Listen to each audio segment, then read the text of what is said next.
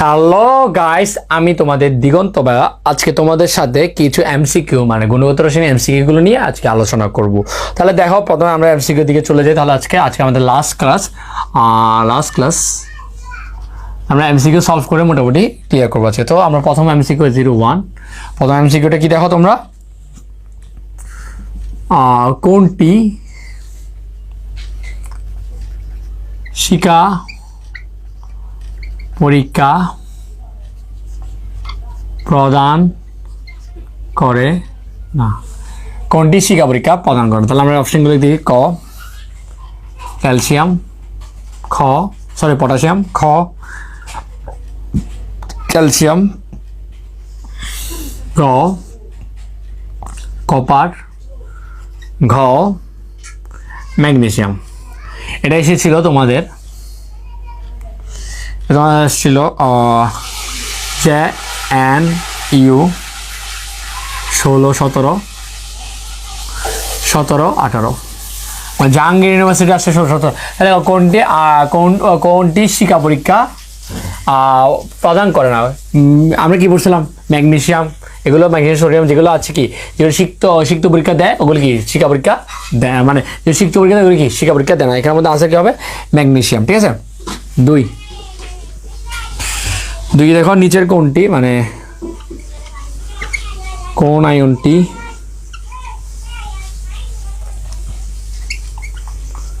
জলীয় দ্রবণে বর্ণহীন? জলীয় দ্রবণ বর্ণহীন কোনটা আমরা একটু দেখি, অপশনগুলো একটু দেখি। নিকেল কালারফুল হয়। খ Fe2+ তাও কালারফুল হয়। গ কপার তাও কালারফুল, বাট আমাদের জিঙ্ক 2+ কি হয় না, কালারফুল হয় না। এটা কি জলীয় দ্রবণে কি দেয়? সাদা বর্ণ দেয় বা বর্ণহীন বা বর্ণহীন বলা হয়। তো এটা আসছিল কখন? ডিউতে 16, 17-তে। ঠিক আছে। তা দুইটা এমসিকিউ আমাদের ডান করলাম। 3 নম্বর এমসিকিউটা দেখো তোমরা, এটা সাদা বা বর্ণহীন। ঠিক আছে। 3 নম্বর এমসিকিউটা দেখি, সোডিয়াম শনাক্তকরণ।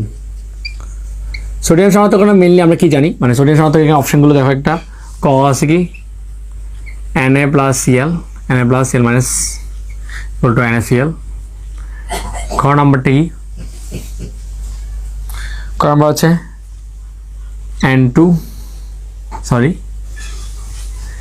N+H2SO4 সমান Na2SO4। ঠিক আছে, SO4। ওকে। তো গ নাম্বার Na+H2SB2O7। ঠিক আছে, এটা। আর ঘ নাম্বার হচ্ছে কি 2Na K2H2SB2O7। তাহলে আমি তোমাকে বলছিলাম নাকে কি, কোথায় সোডিয়াম সাথে কি নাকে, ট্রিক্সটা কি নাকে। দেখো নাকে, ঠিক আছে, নাকে দিয়ে ট্রিক্স দিয়ে আমরা কি বলবো, সোডিয়াম শনাক্তকরণটা কীভাবে মনে রাখবো? নাকে দিয়ে মনে রাখবো। ঠিক আছে। নেক্সট আমরা আসবো তোমার 4 অ্যাশ শনাক্তকরণ। সালফার শনাক্তকরণে কোনটি আসবে? সালফার শনাক্তকরণে আসবে তোমরা আমাকে বলবা। এটা অপশনটা আছে, আমি তোমাদের আগের ক্লাসগুলোতে করিয়েছি, তো এটা আনসারটা তোমরা আমাকে দিবা। ঠিক আছে। আর সালফার শনাক্তকরণে কি ব্যবহার করা হয়? ঠিক আছে। যদি না পেয়ে থাকো তাহলে এটা বাদ, এটা লাগবে না। এটা আনসার আসলে বলতে গেলে নেই, এটা সিইউতে আসছিল 16, 17। আনসার নেই বললেই চলো এটাতে। ঠিক আছে। তারপরে দেখো পটাশিয়াম এর বর্ণ কত, মানে কত কি কোনটি? পটাশিয়াম বর্ণ কোনটি? তো পটাশিয়াম কি পচা কলা কি ছিল, পচা বেগুন ছিল। ঠিক আছে। তো পচা বেগুন মানে কি পটাশিয়াম কি দেয়, পটাশিয়াম কি দেয়, বেগুনই দেয়। ঠিক আছে, এটা মাথায় রাখবে। ঠিক আছে, পটাশিয়াম বেগুন। তারপর নেক্সট আমাদের সোনালী বর্ণ দেখায় কে? সোনালী বর্ণ দেয় কে? সোডিয়াম, আমরা জানি সস। ঠিক আছে। এটা ছিল তোমার DU 15 16, এটা ছিল KU 16 17। নেক্সট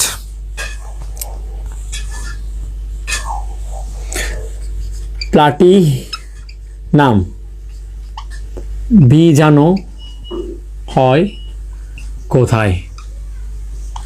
কি শনাক্তের সময়? শিকা পরীক্ষার সময়, মানে দেখো তোমাদের শিকা পরীক্ষার সময় প্লাটিনামটা কোথায় বীজাণু হয়? আনসারটা কি? HCl। ঠিক আছে, তোমরা অনেকে প্র্যাকটিক্যাল করেছো, প্র্যাকটিক্যাল করলে তোমার জানার কথা যে প্লাটিনামটা কোথায় বিজিয়ে শিকা পরীক্ষায় HCl বিজিয়ে করতে হয়। ঠিক আছে, তারপর আমরা আসি Cu2+, এই আয়নটা পরীক্ষা করতে কি তেমন লাগে? NH4OH। কি লাগে? NH4OH। তারপর দেখো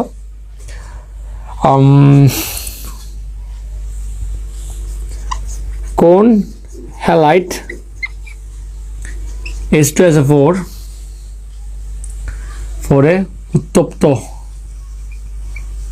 করলে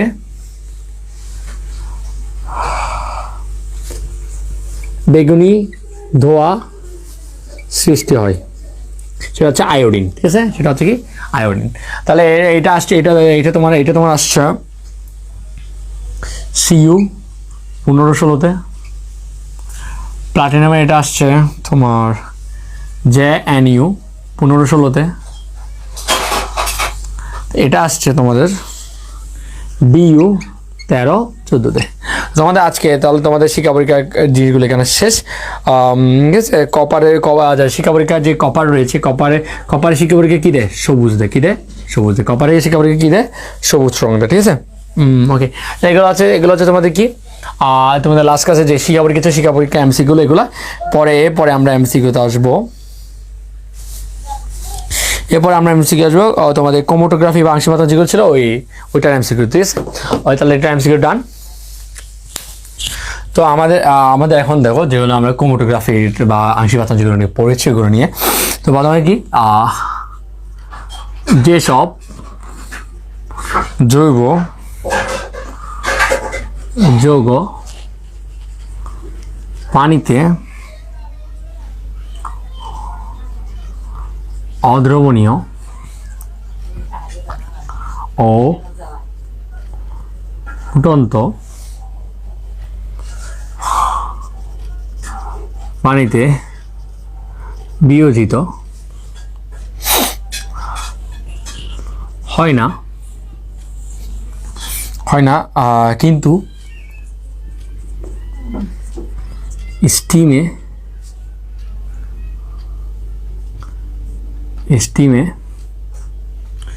স্টিমে কি উদ্বায়ী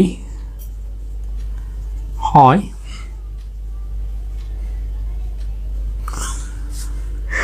এদের ভেজাল থেকে কীভাবে পৃথক করব? তো অপশানগুলো একটু দেখি। এটা আসলে তোমাদের JU 18 19। দেখো, যেসব জৈব যৌগ পানিতে অদ্রবণীয় ফুটন্ত পানিতে বিয়োজিত হয় না কিন্তু স্টিমে উদ্বায়ী। কিসে? স্টিমে উদ্বায়ী। এদের ভেজাল করতে হলে তাহলে কি স্টিম বসে, তাহলে স্টিমে অ্যান্সার হবে। তাহলে আমরা কি দেখি? পাতন, খ হচ্ছে আংশিক পাতন, গ হচ্ছে যে নিম্নচাপ পাতন, খ হচ্ছে স্টিম পাতন। তাহলে আনসার কি হবে? স্টিম পাতন আনসার হবে। ঠিক আছে, আনসার কি হবে? স্টিম পাতন আনসার হবে। তো নেক্সট এমসিকিউ আমরা একটু দেখি। পেট্রোলিয়াম 40 থেকে 100 ডিগ্রি সেলসিয়াস তাপমাত্রায় আংশিক পাতন করলে কি পাওয়া যাবে? সেগুলো একটু দেখি।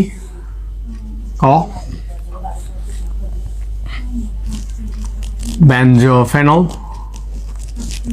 খ ন্যাফথেলিন, গ গ্যাসোলিন, ঘ থায়োনিন, থায়োনিন। তাহলে আনসার কি হবে? আনসার হবে ন্যাফথেলিন। কারণ হচ্ছে 40 থেকে 100 ডিগ্রি সেলসিয়াসের মধ্যে যে মানে পটেরিয়ামের মধ্যে যেটা পাওয়া যায় এটা খুবই কম ক্রিয়াশীল হয়, কম ক্রিয়াশীলের মধ্যে কোনটা রয়েছে? ন্যাফথেলিন। ন্যাফথেলিনের ডিগ্রি অনেক বেশি, 130 প্লাস। গ্যাসোলিন হচ্ছে তোমার যেটা গাড়িতে দিয়ে হয় অনেক সময়, গ্যাসোলিন ওই গ্যাসের ওইটা। আর তাই যেটা তোমার বায়ু এটা অনেক কম হয় আরো, ঠিক আছে? এভাবে। তো 3 নাম্বার এটা আসছে তোমার, এটা আসছে আর ইউতে। কোথায়? আর ইউতে। আর ইউতে কত আসছে? আর ইউতে আসছে 17-18, ঠিক আছে? আর 3 নাম্বার, 3 নাম্বারটা আসছে ডিউতে। ডিউতে কি আছে দেখো? অপরিশোধিত পেট্রোলিয়াম বিশোধন যে প্রক্রিয়ায় অধিক কার্যকর। এটা আছে কি? ডিউ 16-17। ডিউ কোথায় আসছে? 16-17-তে। তা অপশনগুলো একটু দেখি।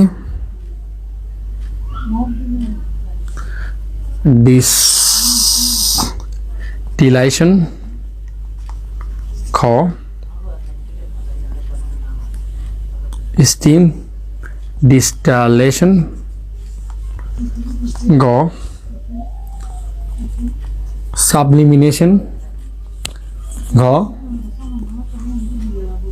Fractional distillation. দেখো ফ্র্যাকশনাল ডিস্টিলেশন মানে হচ্ছে আংশিক পাতন, আর স্টিম তোমার স্টিম পাতন, ডিস্টিলেশন পাতন, সাবস্টিলেশন মানে উদ্যাপাতন, ঠিক আছে? তো আমাদের জানতে হবে যে অপরিশোধিত পেট্রোলিয়াম মানে অপরিশোধিত, যেটা অপরিশোধিত হয় না, এটা তাহলে অপরিশোধিত বিশোধন। এই যে কিছু অপরিশোধিত মানে কি? কিছু বিশোধন হয় কোথায়? কোথায় হয়? এই যে ফ্র্যাকশনাল ডিস্ট্রিবিউশন। আনসার কি হবে? ফ্র্যাকশনাল আংশিক পাতন কি হয়? তোমার এই জিনিসগুলো হয়, ঠিক আছে? এটা আসছে ডিউ 16-17-তে। তারপর দেখো নেক্সট আছে কোনটি পানিতে দ্রবণীয় নয়?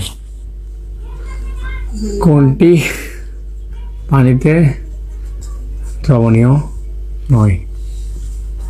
ক Na2CO3, খ Na2SO4, গ COCO3, ঘ সবগুলা। কোনটি পানিতে অসহায়? তাহলে চুন কি হয়? পানিতে অসহায়, চুনের পানি পাওয়া যায় কি? চুন কি হয়? চুনের পানি পাওয়া যায়, বাট চুন কি হয়? বা চুনা পাথর কি হয়? পানিতে দ্রবণীয় হয় না, ঠিক আছে? চুনা পানি পাওয়া যায়, তা কিন্তু চুন থাকে, পানি থাকে ঠিক, কিন্তু চুন থাকে। তাহলে সেই জন্য কি এটা কি হয়? চুনে দ্রবীভূত হয় না। এটা আসছে তোমার JU 15-16। তো নেক্সট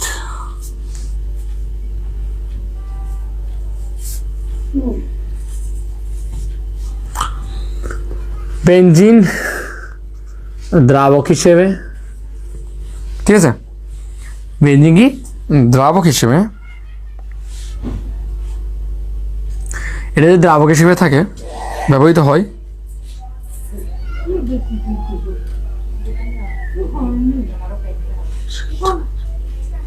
যদি বেনজিন দ্রাবক হিসেবে, এটার ক্ষেত্রে আমরা কি ব্যবহার মানে কোনটি এর ক্ষেত্রে মানে বেনজিন ছাড়া আমরা কি ক্ষেত্রে ব্যবহার করতে পারবো? কি করতে পারবো? ব্যবহার। আপনাকে অপশনগুলো দিয়ে ক পানি, খ ইথানল, গ জাইলিন, ঘ ইথার। ঠিক আনসার কি হবে?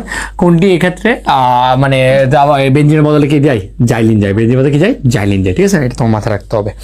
তো এটা আসছিল তোমার RU 15-16। আর লাস্ট MCQ,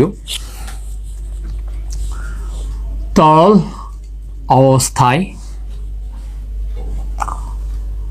অবস্থার পরিবর্তিত না করে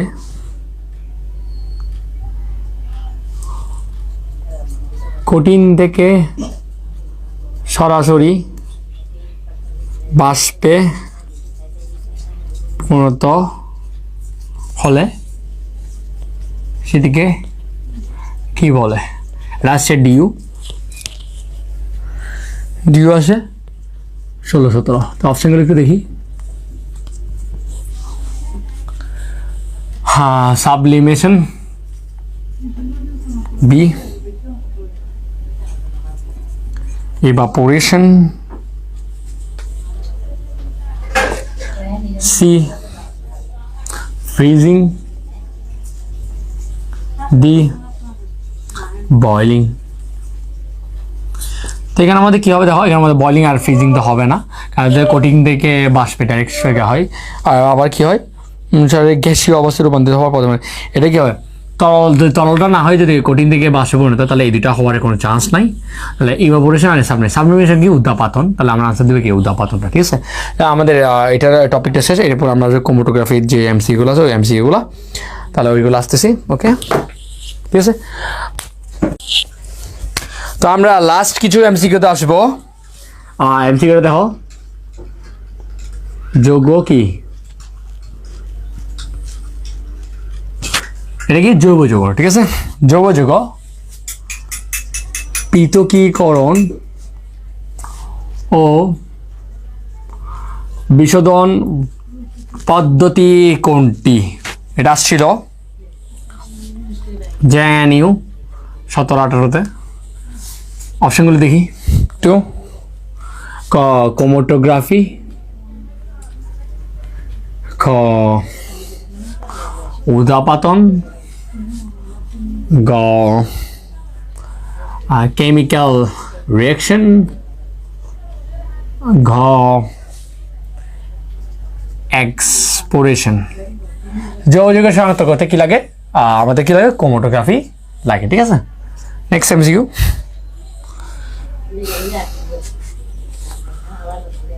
কলাম ক্রোমাটোগ্রাফিতে,